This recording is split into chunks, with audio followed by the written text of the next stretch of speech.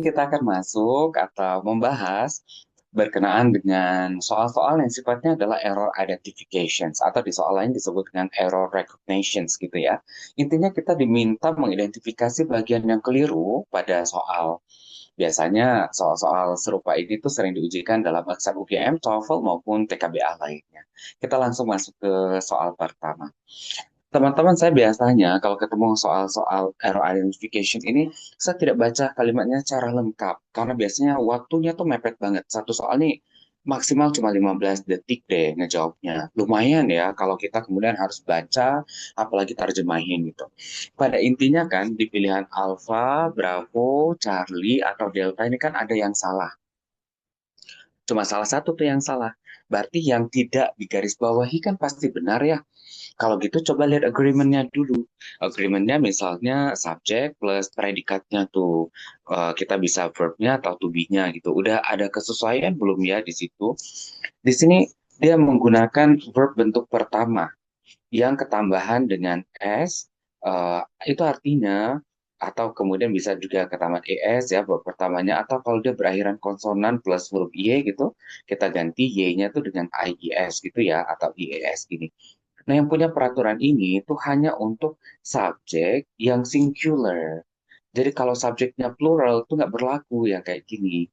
Nah, sementara di sini kalau kita lihat soalnya menggunakan subjek yang plural. Many financial experts. Expertsnya pakai S itu. Berarti subjeknya plural, subjek yang jamak. Kalau subjeknya jamak ya nggak perlu ketambahan dengan S di sini. Jadi suggest aja. Jadi perbaikannya adalah yang harusnya tadi suggest pakai S itu ini cukup suggest aja. Yang lain udah beres gitu ya. Sehingga kita akan save time daripada kita kerjain semuanya. Ini juga hanya berlaku untuk soal-soal yang sifatnya simple present.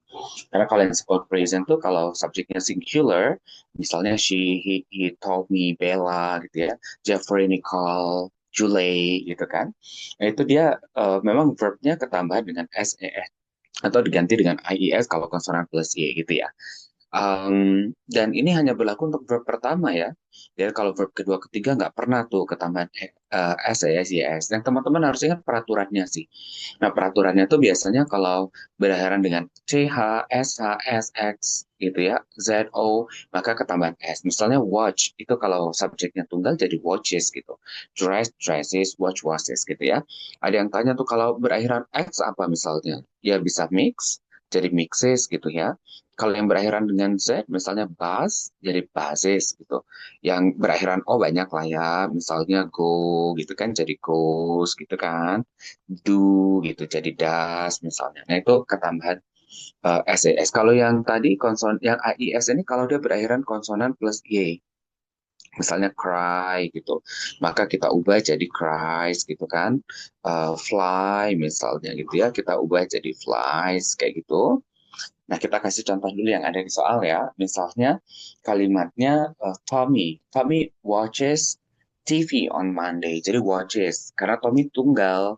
Nggak boleh kalau Tommy watch gitu. Nah, ini nggak boleh nih. Bella always dresses well. Dresses ya. Karena Bella tunggal. My mom usually washes our dishes in the noon gitu. Ya, karena my momnya tunggal jadi washes. Tapi nggak berlaku kalau subjeknya tuh jamak. Misalnya we gitu kan jamak. Nah kalau we betul watch, jangan jadi we watches ya. Bella and Emma always dress well, jangan dresses karena Bella and Emma kan jamak. My mom and my sister usually wash, jangan washes lagi karena subjeknya sudah jamak. Nah seperti di soal tadi subjeknya jamak, many financial experts. Maka verbnya nggak perlu ketambahan dengan S, ES maupun IES. Itu untuk soal pertama ya. Kemudian soal kedua, kita bisa lihat di soal ini dia menggunakan kata if tuh. Yang if di depan kayak gini, keumumannya tuh conditional sentence. Kemudian kita lihat dia menggunakan had been. Had been-nya bisa benar, tapi kan bisa juga have been, Mr. Mac, misalnya present, ya mungkin aja boleh nggak kalau dia diganti is, boleh aja diganti was, mungkin aja. Tapi tentu were ya. Kalau condition sentence tuh tipe uh, yang menggunakan tipe 2 itu nggak mungkin was. Semuanya pakai were. Semua subjek. Mau jamak, mau tunggal, makainya were. Nanti lain waktu mungkin kita akan bahas di materi grammar ya. Dan ada kata kunci sih last year. Oh kalau ya last year nggak mungkin tadi yang pakai is itu present nggak mungkin tuh. Nah kemungkinannya cuma tipe 2 atau 3. Nah kemudian dilihat di depan dia pakai will be. Nah itu udah salah duluan kan? Masa last year pakai will be itu kan udah salah duluan. Kita bahas dulu tentang conditional sentence tipe 3 ya. Dia syaratnya tuh kayak gini teman-teman. Pakai if kemudian diikutin dengan past perfect tense, kemudian diikuti dengan past future. Past future perfect, sorry. Past future perfect. Contohnya, misalnya, Aura Kasih had been my, if Aura Kasih had been my girlfriend, andai kan Aura Kasih itu pacar gua, I would have been very happy gitu. Ya gua pastilah udah bahagia banget. Artinya dia bukan pacar gua, ya gua nggak sebahagia itu gitu ya. Tentang pacar. Bisa juga kemudian if he had studied hard, nggak harus have had been ya, nggak harus dengan to be, tapi bisa juga kalau had ikutin verb ketiga. Pada intinya ikutin pola-pola yang sifatnya perfect tense.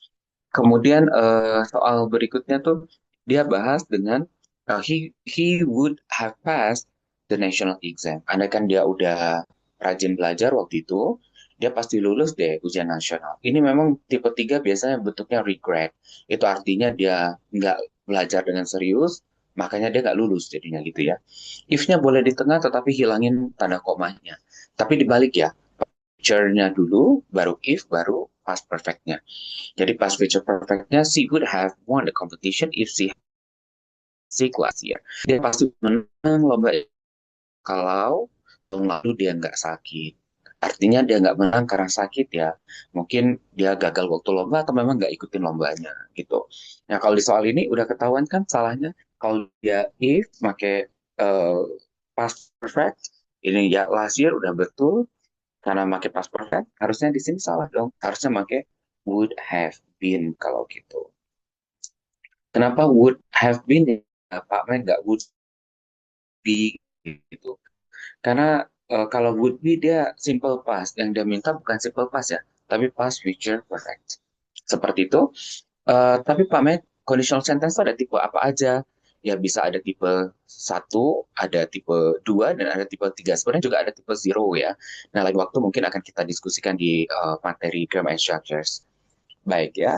Kalau di soal nomor berikutnya, teman-teman lihat di sini, kadang hal-hal yang sepele banget ya teman-teman. Kita kadang cari yang riwa-riwa kan, kayak misalnya so excellent deh kayaknya. So excellent itu yang salah karena kita ngerasa asing gitu kan. Kemudian at Danau Tamblingan kayaknya oke-oke aja. Diingat at Danau Tamblingan Street. Kemudian resided kayaknya betul, exceeded kayaknya betul. Kita ngerasa kalau residednya past tense ya exceedednya harusnya betul juga kan gitu. Jadi ngerasanya tuh so excellentnya deh yang pasti salah gitu. Mungkin kita akan ngerasanya mungkin very excellent nggak sih gitu. Nah, jangan terjebak dengan skematik yang kayak gitu, karena materi-materi yang sifatnya justru concord itu seringkali menjebak ya. Justru materinya tuh berkenaan dengan preposition yang diikutin kata tempat, teman-teman. Kalau in, preposition in, kita gunakan untuk menyatakan country ya, negara. Misalnya in Indonesia, in Japan, itu memang betul pakai in. Jangan pakai on. Nggak ada tuh on Indonesia, atau nggak boleh pakai at Japan, itu bukan. Kota juga gitu, in Jakarta, in Tokyo, bukan at Jakarta atau on Jakarta gitu ya. Province atau state juga gitu, in Bengkulu, in Wyoming. Bengkulu kan province, Wyoming kan states gitu ya. Salah satu nama state di Amerika. Ya, prison, hospital, park juga biasanya diikutin dengan kata-kata in. Kecuali hal-hal spesifiknya. Kemudian kalau on itu dipakai untuk jalan. Misalnya on Kartini Street, on Main Street gitu. Jadi kalau river juga, tapi on the river bukan berarti di dalam sungai ya. Artinya cuma dekat aja, dekat dengan sungai. Misalnya my house is on the Kapuas River. Artinya rumah saya ada di dekat sungai Kapuas. Atau maaf ini kayaknya keliru ya, harusnya on the beach gitu ya. Pakai on ya, bukan in the beach, tapi on the beach. Kemudian ada yang pakai at, kalau at itu yang spesifik, hati-hati. Dia pakai street juga, tapi ada street number. Misalnya, yang tadi kan cuma RA Kartini Street ya. Di sini dia nggak RA Kartini nih, tapi dia ada nomornya. 47 RA Kartini Street. Maka dia pakai at. Jangan sampai kita pakai on. Kadang kita salah tuh, pakai on gitu. Nah, sebaliknya, kalau nggak ada keterangan nomornya, ini kan Danau Tampilkan Street ini nggak ada nomornya. Jadi salah kalau pakai at. Harusnya kita pakai on gitu ya. Kecuali dia kasih misalnya 88 gitu ya. 88 Danau Tamblingan Street gitu. Danau Tamblingan ya Danau Tamblingan aja ya, kalau belajar bahasa Inggris itu nggak usah sosokan diganti dengan Lake Lake, Tamblingan Lake gitu. Nama tempat ya nama tempat aja lah gitu. Ya street ini sebenarnya kalau di Indonesiain dengan kata apa jalan ya jalan aja ya, tetap pakai on juga ya, on jalan Tamblingan gitu, bukan at jalan Tamblingan, atau di sini jalan Danau Tamblingan atau specific place. Nah, ini sering keliru kadang-kadang kita. Saya sering dengar mahasiswa tuh bilangnya, I'm studying in Universitas Gajah Mada, I'm studying in UGM. Kok studying in UGM? UGM tuh udah spesifik banget. Jadi kita pakainya I am studying at Universitas Gajah Mada. Make at ya kalau udah spesifik. Bukan make in. Keliru kalau make in. Kalau make in itu sesuatu yang belum spesifik, masih luas banget. Misalnya I'm studying at I'm studying in the university in Jogja. Nah, itu betul. In the university, saya tuh belajar di satu universitas di Jogja. Universitas apa? Belum tahu kan, yang mana belum spesifik. Maka ini betul pakai in, jangan diganti dengan at ya. Misalnya, I'm studying at the university in Jogja. Bukan, nggak pakai at. Karena university-nya masih luas, universitas yang mana kan belum kerucut itu. Maka perhatikan juga. Nah, sementara in, on, dan at kalau dikaitkan dengan waktu, beda lagi peraturannya. Mungkin like waktu akan kita bahas juga. Nah, sekarang teman-teman, saya punya satu soal di question number 4. Ini berkenaan dengan materi yang sudah kita bahas tadi.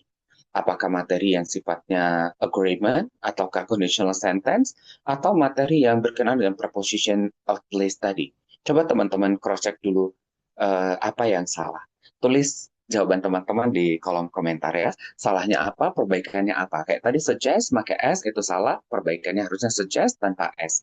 Atau yang tadi, will be itu salah, harusnya kita ganti dengan would have been. Nah, kalau di sini apa yang salah? Semoga apa yang kita bahas hari ini bermanfaat. To have with you all today.